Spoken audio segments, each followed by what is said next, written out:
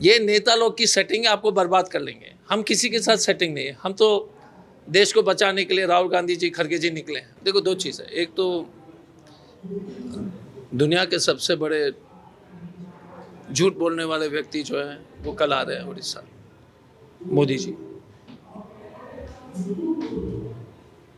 सबसे कोई भी झूठ बोलता है तो थोड़ा सा आंख में जो है शर्म आ जाती है, लेकिन मोदी जी को तो कोई फर्क नहीं पड़ता। कुछ भी बोल देंगे, कभी भी बोल देंगे।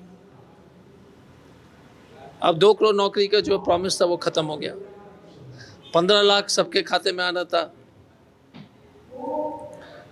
कुछ दिन पहले बंगाल में बोल रहे थे कि अब कोई भ्रष्टाचारी बचा नहीं। इसलिए नहीं बचा क्योंकि सब बीजेपी में शामिल हो गए। सभी भ्रष्टाचारी जो है बचा ही नहीं बाहर, क्योंकि सब बीजेपी में आ गए। बंगाल में बोल रहे थे ना मोदी जी की कोई भ्रष्टाचारी बाहर नहीं है। बाहर कैसे रहेगा, सब तो बीजेपी में आ गया। तो 3 चीज़ है मोदी जी के बारे में। जहाँ तक बीजेपी का जो है गठबंधन ओपनली करने का पता नहीं है, लेकिन ये अपने सीट का जो डिस्कशन चल रहा है कि तुम इसमें लड़ो, हम इसमें लड़ेंगे। हम इतना ही कह रहे हैं कि जो भी स्वाभिमानी भाजपा हो या बीजेडी के अच्छे लीडर्स हैं, आइए कांग्रेस में, आपको मान सम्मान मिलेगा। अब बीजेपी, आप देख लो कि बीजेडी, एक ऐसा बीजेडी का लीडर जिसने गाड़ी चढ़ा दिया था बीजेपी के कार्यकर्ता के ऊपर, उसको बीजेपी में शामिल कराया। अब कार्यकर्ता कहाँ बचा है? उसका तो कोई इज्जत ही नहीं बची है। कोई बीजेडी का लीडर जो गाड़ी चढ़ा दिया था भाजपा के कार्यकर्ता, अब भाजपा में शामिल हो गया। कम से कम कांग्रेस तो इतनी बदतमीज नहीं है। हम लोग तो ऐसे काम नहीं करेंगे, पाप नहीं करेंगे। तो इसका कुछ इम्पैक्ट आएगा कि नहीं आगे? मैं आपके माध्यम से कह रहा हूं कि अच्छे लोग जो देश के बारे में सोचते हैं, ये नेता लोग की सेटिंग है, आपको बर्बाद कर लेंगे। हम किसी के साथ सेटिंग नहीं है। हम तो देश को बचाने के लिए राहुल गांधी जी, खड़गे जी निकले हैं। आइए कांग्रेस के साथ।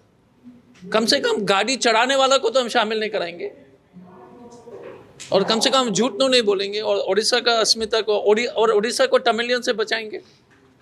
आया नया मॉडल है जो पांडियन प्रधान कमीशन चल रहा है, वही एक और गठबंधन, वही पांडियन प्रधान कमीशन, सीट सेटिंग, ताकि माइंड कैसे बेचा जाए उसके बारे में चर्चा होगी। देश के जनता और उड़ीसा के जनता को समझने की आवश्यकता, समझ रहे हैं कि उड़ीसा में 23 साल से देश के सबसे ज़्यादा गरीबी है। यार, उड़ीसा का आम आदमी 5,000 रुपये महीने कमाता है। आप बताओ यार, इसका मतलब है 150 रुपये रोज़, करेक्ट? 150 रुपये रोज़ में खाना, दवाई, बिजली का बिल। कैसे होगा यार? कुछ तो उससे कम कमा रहे थे। एवरेज 5,000 है, उसमें खाना, बच्चे के कपड़े, साइकिल, गाड़ी का तेल, सब 150 रुपये दिन में हो सकता है क्या? बताओ। मकान का किराया। तो उड़ीसा के जनता को जब अपनी तकलीफ समझनी चाहिए और भाजपा को भगाना है। हम आएंगे तो हमने जो है, अब हमारी गारंटी आएगी, उससे कम से कम जो पैसा हम देंगे तो गरीबी से जो है परिवार को निकलने का मौका मिलेगा। तो कांग्रेस को मौका दीजिए। देखो, अनऑफिशियल अलायंस तो है ही। मैं लिव इन रिलेशनशिप तो था ही, हमने शादी करा दिया, आप ओपनली कर रहे हैं। इतने साल से तो साथ में जो है लिव इन रिलेशनशिप चल रहा है। अब बेशरम है, ऑफिशियल कर दो। हमने तो शादी करा दिया। और कल लालू जी ने ठीक कहा ना कि मोदी जी हिंदू कहाँ है? किसी का माँ मरती है तो बाल छिलाते हैं कि नहीं छिलाते? बात सही है ना? बाल क्यों नहीं छिलाया? सब ढोंग है। मोदी जी के मदर की जब डेथ हुआ था तो क्यों नहीं बाल छिलवाया? हम तो छिलवाते हैं ना, आप भी छिलवाते हो, तो कैसे हिंदू हो गया? अब बताओ, हम ही को सिखा रहे कौन हिंदू है? आप अपने मदर के डेथ पर बाल नहीं छिलवाए, उसका जवाब क्यों नहीं दे रहे हो मोदी जी? गलत बोल रहे हैं क्या? क्या सवाल सही है ना? डॉक्टर साहब, उसका फायदा कांग्रेस देगा? फायदा देखिए, एक चीज, हमारा फायदा नहीं है। हमको उड़ीसा बचाना, देश बचाना। मैं सबको बोल रहा हूँ, आ जाइए।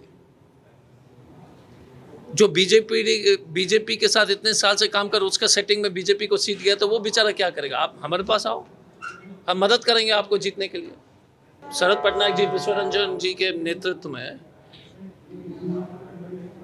बबीता जी आई हुई है AICC से। हम लोग कोशिश करें कि हमारा मीडिया डिपार्टमेंट और मजबूत हो, क्योंकि प्रचार तंत्र बहुत इंपॉर्टेंट है।